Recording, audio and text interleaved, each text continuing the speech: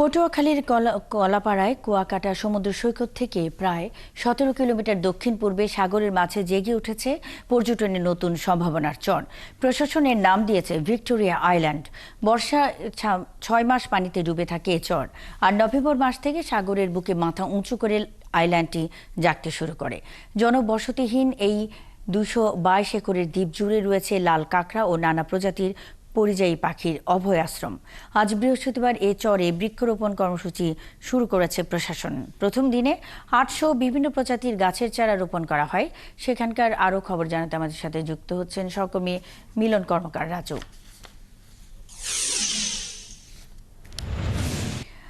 রাজু, পর্যটকরা কি আসছেন এখানে? নতুন এই পর্যটন কেন্দ্র ভিক্টোরিয়া আইল্যান্ড নিয়ে প্রশাসনের কি পরিকল্পনা রয়েছে?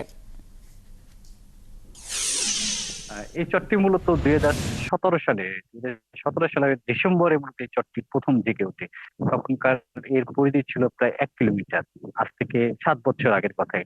৭ বছর পরে এই চরটি এখন প্রায় ৩ কিলোমিটার দৈর্ঘ্য প্রস্থের চরটি এখানে আহ জনবসতি বলতে যে জেলে জীবনের জীব বৈচিত্র্য, এখানকার যে গভীর সমুদ্রে যারা মাছ ধরে তারা কিন্তু এখানে রাতে এখানে আশ্রয় নেয়। আর আজকে উপজেলা প্রশাসন এবং উপজেলা প্রশাসনের যে উপজেলা নির্বাহী কর্মকর্তা এবং ভূমি কর্মকর্তা তারা এসেছেন এই চরটিকে বনায়নের আওতায় নিয়ে আসতে। আপনি দেখতে পাচ্ছেন যে এই চরে বিভিন্ন প্রজাতির কিন্তু বৃক্ষরোপণ ইতিমধ্যে শুরু হয়েছে।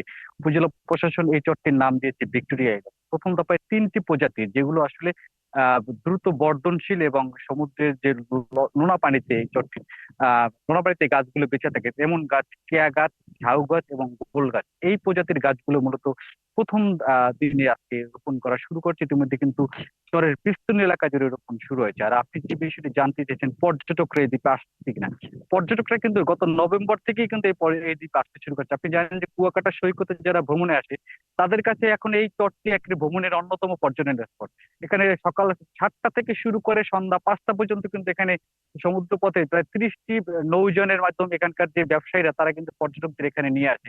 আর সবচেয়ে বেশি আসে মূলত স্কুল কলেজগামী শিক্ষার্থীরা এবং যারা বিভিন্ন বিশ্ববিদ্যালয়ে পড়াশোনা করেছেন, তারা বিভিন্ন গবেষণা করেছেন, তারা এই চরে আসে মূলত তাদের গবেষণার কেন্দ্র গবেষণাকে সফল করতে এবং এই চরের যে জেলে জীবনের জৈব বৈচিত্র্য। তবে এখানে এখানে সবচেয়ে আকর্ষণীয় বিষয়টা হচ্ছে এখানে যে লাল কাঁকড়া। এখানে যে কুয়াকাটা সৈকতের যে ৩ কিলোমিটার সৈকতের যে মূল সৈকতে সেখানে কিন্তু লাল কাঁকড়ার দেখা মেলে নাই। এই চরে কিন্তু লাল কাঁকড়ার দেখা মেলে। লাখে লাল কাঁকড়া কিন্তু সকাল থেকে সন্ধ্যা পর্যন্ত বিচরণ করে। পর্যটকরা মূলত এই কাঁকড়া দেখতে আসে। অনেকে আসলে খেলার ছলে কাঁকড়া ধরেও নিয়ে যায়। আবার আরেকটি বিষয় হচ্ছে এই যে শীত মৌসুম আসা শুরুর সাথে সাথে কিন্তু অতিথি পাখিরাও এই চরে আসতে শুরু করেছে।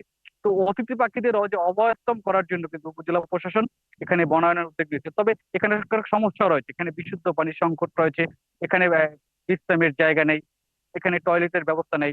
আর নৌপথে যে জেলেরা আসবে সেই ধরনের নিরাপত্তা ব্যবস্থা এখন পর্যন্ত গড়ে ওঠেনি। তবে উপজেলা প্রশাসন আমাদের যে বিষয়টি জানিয়েছে, উপজেলা নির্বাহী কর্মকর্তা তিনি বলেছেন যে এখানকার যে জেটি নির্মাণ সহ বিভিন্ন ধরনের পাবলিক জনগণের সুবিধার জন্য, পর্যটকদের সুবিধার জন্য এখানে শেড নির্মাণ করা হবে এবং এখানে যারা পর্যটক তাদের জন্য চেঞ্জিং রুম নির্মাণ করা হবে, যাতে এই শীত মৌসুমে যাতে আগামী ৬ মাস এখানে পর্যটকরা নির্বিঘ্নে ভ্রমণে আসতে পারে এবং এখানকার যাতে প্রশাসনিক ভাবে কোনো ধরনের সমস্যার সৃষ্টি হয় না সেই বিষয়টি তারা দেখবেন। সব মিলে মিলন কর্মকার রাজু, আমরা জানছিলাম। অসংখ্য ধন্যবাদ যুক্ত হয়ে তথ্য জানাবার জন্য। সঙ্গেই থাকবেন। কুয়াকাটা সমুদ্র সৈকতে ভিক্টোরিয়া আইল্যান্ড নিয়ে কথা বলতে মিলন কর্মকার রাজু যুক্ত ছিলেন।